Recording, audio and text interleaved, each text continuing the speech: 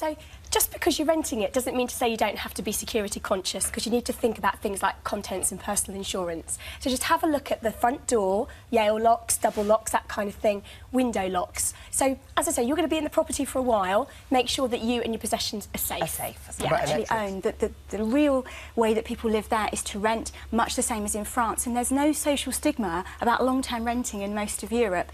This really is something that we as a nation are very much, we must own our own home. But here now, as somebody that works in property, I'm confident to say buying is not the best option for everybody at a certain point in their life. I'm 55 years old. I'm in a really great situation. Like, I'm saving quite a bit of money a month, living at home with my parents.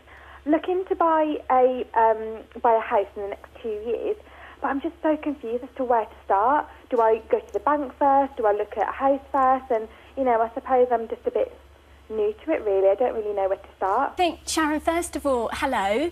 And I think it's brilliant that you're actually planning your future, and I really wish that more young people would listen to the example that you are, which is you're thinking forward.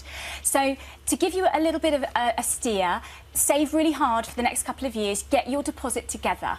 Make sure that you're financially secure, so you've got good long-term secure employment prospects when you get to the point that you want to buy. And at that point, take yourself off, go and find yourself some professional financial services advice. So what you're looking for is a mortgage broker that can look at every mortgage product in the market. So that means they can find a mortgage that will really suit your situation. Once you know how much you can afford, then that's the exciting bit. You can go house shopping. Where do you find the mortgage broker? Pretty much on the internet these days, if you put in independent financial advice, always make sure that you're looking for somebody that is qualified. The good news is, quality of estate agency in the UK is actually pretty good. You hear the odd few horror stories, but generally they're all okay. However, to get the best of the bunch, what you need to look for is a member of the National Association of Estate Agents. They will be accredited, and there are accredited members up and down the country, or a member of the RICS, that's the Royal Institution of Chartered Surveyors. Now, with the NAEA, anybody can be a member providing they pass the qualifying criteria, they take their exams, and they sign up to a code of conduct. Right. Now, so you've got the big chains across the country, so people like Knight Frank, like Savills, like Foxtons, new entrants like Purple Bricks, but you've also got independents. So you don't have to be a big estate agent to be a member. Okay. But you do have to qualify for the criteria and sit your exams. What this is a mark of excellence. Big thing, and I'll just cover it quickly, is chancery repair liability. Now, this dates back to medieval times when the parishes gave people land to build on.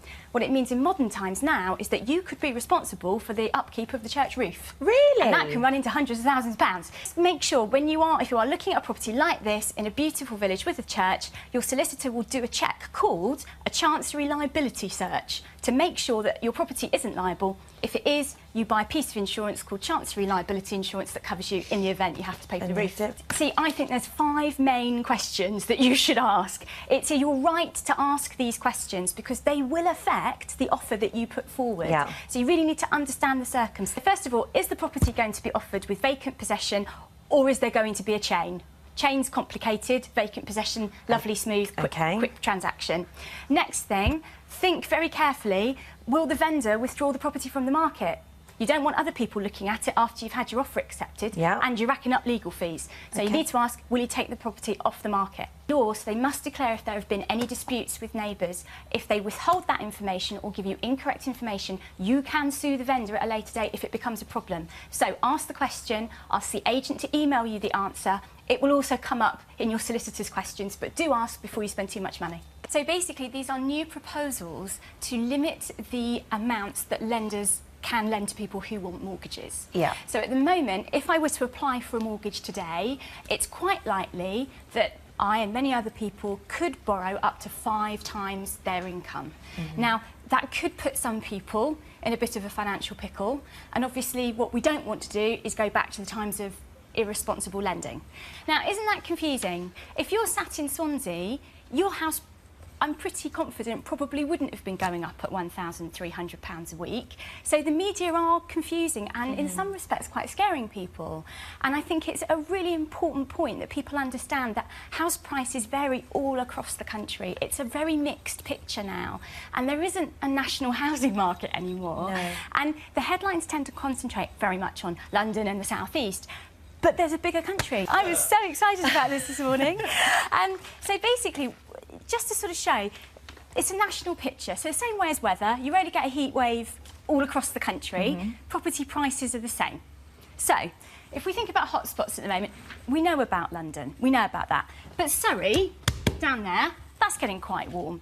Now, what I'm going to show you, these aren't necessarily the most expensive places in the country to live. But they're having a little boom. But they're seeing either the greatest growth or the least increases. This might surprise you. Now, I've got to get my geography right. About there, North Ruthven, Wales. Denbighshire. So they've actually seen over 11% increases on average over a year. You worked on the fact that the ONS, Office of National Statistics, say 250,000. Look at what you can get for your money. Yeah, and these are beautiful aspirational properties. I'd live in any of them. Yeah, they were lovely. So, Thank you very much.